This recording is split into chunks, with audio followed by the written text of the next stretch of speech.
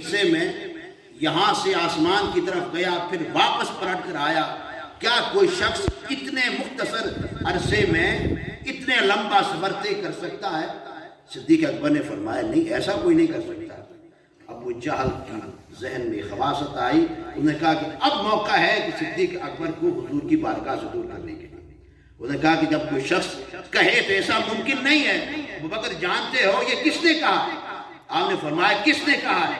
یہ تمہارے نبی، تمہارے محبوب محمد مصطفیٰ نے کہا۔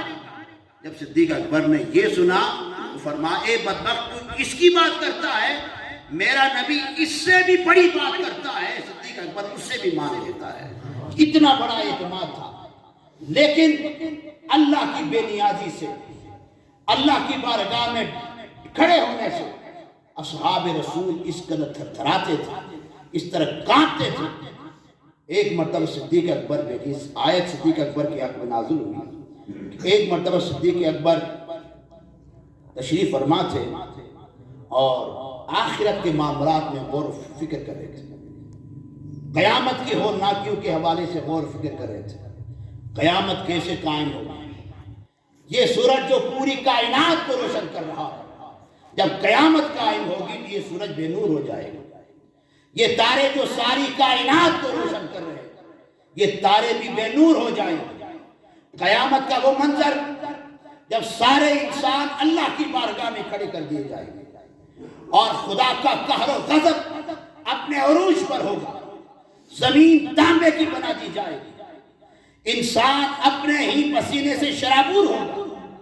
الغرض صدیق اکبر خدا کی قہر و غضب، قیامت کی ہولناکیاں اور قیامت کے بعد کے مناظر پر غور و فکر کر رہے تھے، اور غور و فکر کرتے کرتے صدیق اکبر اللہ کی بارگاہ میں عرض کرنے لگے، مالک کاش میں گھاس ہو جاتا اور جسے جانور کھا جاتے، تاکہ اللہ کی بارگاہ میں کھڑے ہو کر جواب دہی سے تو بچ جاتا۔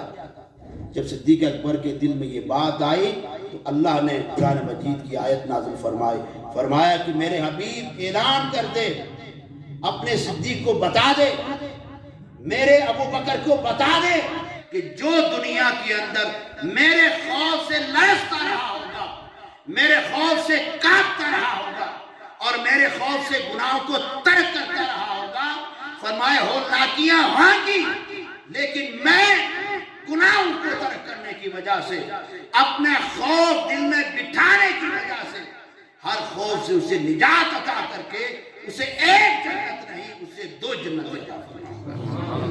فرمایا کہ میرے حبیب اعلان کر دے، جو میرا بندہ میری بارگاہ میں کھڑے ہونے سے ڈرتا رہا، جب سارے لوگ تھرتھرائیں گے، فرمایا کہ میں اس وقت اس اپنے بندے کو امن عطا فرماؤں۔